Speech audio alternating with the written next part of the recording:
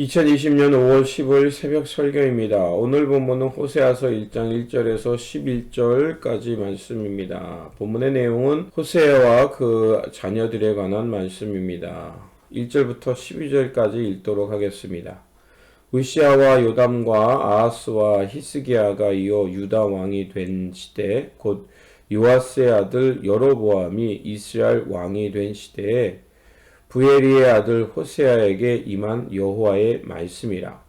여호와께서 처음 호세아에게 말씀하실 때 여호와께서 호세아에게 이르시되 너는 가서 음란한 여자를 맞이하여 음란한 자식들을 낳으라. 이 나라가 여호와를 떠나 크게 음란함이니라 하시니, 이에 그가 가서 디블라임의 딸 고멜을 맞이하였더니 고멜이 임신하여 아들을 낳음에 여호와께서 호세아에게 이르시되 그의 이름을 이스라엘이라 하라. 조금 후에 내가 이스라엘의 피를 예후의 집에 갚으며 이스라엘 족속의 나라를 폐할 것임이라. 그날에 내가 이스라엘 골짜기에서 이스라엘의 활을 꺾으리라 하시니라. 고멜이 또 임신하여 딸을 낳음에 여호와께서 호세아에게 이르시되 그의 이름을 로후하마라 하라. 내가 다시는 이스라엘을 족속을 긍휼히 여겨서 용서하지 않을 것임이라. 그러나 내가 유다 족속을 긍휼히 여겨 그들의 하나님 여호와로 구원하겠고 활과 칼이나 전쟁이나 말과 마병으로 구원하지 아니하리라 하시니라. 고멜이 로후하마를 젖된 후에 또 임신하여 아들을 낳음에 여호와께서 이르시되 그의 이름을 로암미라라 하라. 너희는 내 백성이 아니요 나는 너희 하나님이 되지 아니할 것임이라. 그러나 이스라엘 자손의 수가 바닷가의 모래같이 되어서 헤아릴 수도 없고 셀 수도 없을 것이며, 전에 그들에게 이르기를 너희는 내 백성이 아니라 한 그곳에서 그들에게 이르기를 너희는 살아계신 하나님의 아들들이라 할 것이라. 이에 유다 자손과 이스라엘 자손이 함께 모여 한 우두머리를 세우고 그 땅에서부터 올라오리니 이스라엘의 날이 클 것임이로다. 아멘. 본문은 이스라엘 백성으로 하여금 다시 한번 하나님께 돌아오는 호소의 말씀입니다. 호세아서는 선지자 호세아의 혼인 관계를 통해서 하나님과 이스라엘의 언약 관계를 말씀하고 있는 겁니다. 호세아의 독특한 점은 대부분 선지자들이 남유다 출신인 반면에 호세아는 유일하게 북이스라엘 출신 선지자입니다. 물론 아모스도 북이스라엘 향해서 예언을 했지만 그는 남유다 출신으로 북이스라엘에 가서 선지자 역할을 했습니다. 1절에서 언급한 것처럼 본문의 배경은 기원전 783년부터 687년입니다. 즉 북이스라엘이 아시리에게 멸망되기 직전의 상황을 설명하고 있는 겁니다. 하나님께서는 선지자 호세를 부르셔서 음란한 여자와 결혼하고 음란한 자식을 낳으라고 말씀하십니다. 그래서 호세아는 고멜이란 여인을 맞이하여 두 아들과 딸 하나를 낳습니다. 그 자녀들의 이름을 통해서 하나님께서 이스라엘 백성들에게 어떤 예언을 하고 있는지 말씀하는 것입니다. 첫째 아들 이름은 이스르엘입니다.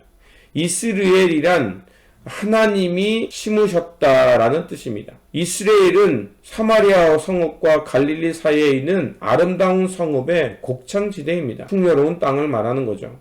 그런데 하나님께서는 그 풍요로운 땅이 죽음의 땅이 될 것이라고 말하고 있습니다. 그래서 열왕기하 9장에서 10장 사이에 보면 예후가 야합의 가문 왕자 70명을 죽이고 이세벨을 그 땅에서 죽이는 것이 나옵니다. 그리고 바알 숭배자들이 그 땅에서 죽임을 당하는 것입니다. 그리고 둘째 딸 이름이 로후하마입니다. 긍휼 또는 자비라는 단어에 루하마에란 그 단어 앞에 부정접두사 로가 붙은 겁니다. 로는 영어의 not과 같은 거죠. 그러니까 자비가 없다, 긍휼이 없다라는 뜻이 됩니다. 세 번째 아들 이름은 로암니입니다. 암니는 내 백성이란 뜻입니다. 앞에서 말씀드린 대로 로는 부정접두사입니다. 그러니까 너희는 내 백성이 아니다라는 것입니다. 더 이상 하나님께서 북이스라엘과 언약을 맺지 아니고 맺었던 언약은 무효가 됨을 말하는 겁니다. 세 자녀들의 이름은 다 하나님의 진노에 관한 말씀입니다. 하나님은 호세아의 자녀들과 아내 고멜의 관계를 통해서 하나님의 안타까운 마음을 전하고 있는 것입니다. 부부가 결혼을 했는데 그 중 한 사람이 다른 곳에 마음을 둔다면 어떻겠습니까? 그것은 참으로 슬프고 가슴 아픈 일입니다. 하나님께서는 부부처럼 이스라엘 백성과 하나님이 언약을 맺고 혼인관계처럼 이렇게 사랑의 관계를 만들고자 했다는 것입니다. 그런데 어찌된 일인지 이스라엘 백성들은 끊임없이 다른 곳을 바라보고 다른 곳에 마음을 두고 살아간다는 것입니다. 호세아 선지자는 바알 숭배에 떨어진 그 하나님의 백성들을 비판하고 있습니다. 하지만 무조건 비판만으로 끝나는 것이 아닙니다. 매우 놀라운 사실은 이스라엘 자손을 향해서 다시 한번 살아계신 하나님의 아들들로 불릴 것이라고 말하고 있습니다.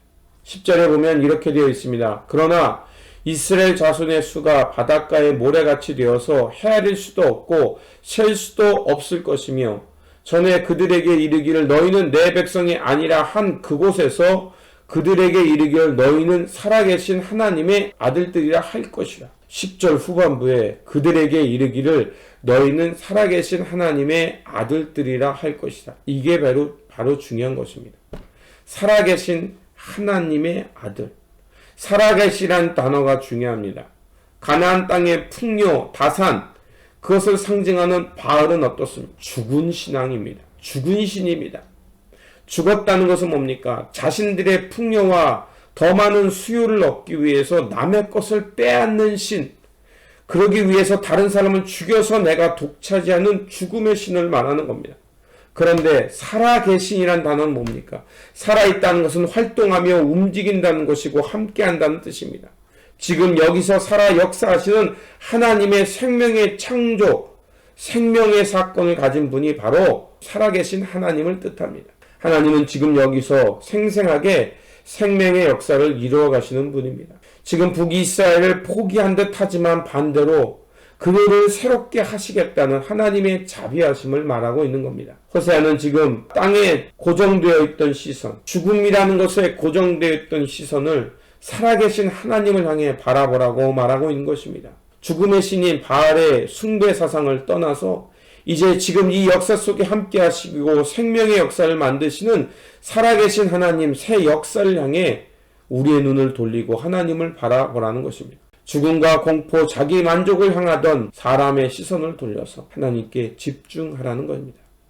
그리고 지금 여기서 살아계신 하나님을 향해서 우리의 마음을 열라는 것입니다. 우리의 집착, 풍요의 욕망에 가득 찬 마음을 비워내고 자비와 생명과 사랑의 하나님을 향해 바라보는 것이 바로 우리가 해야 할 일입니다.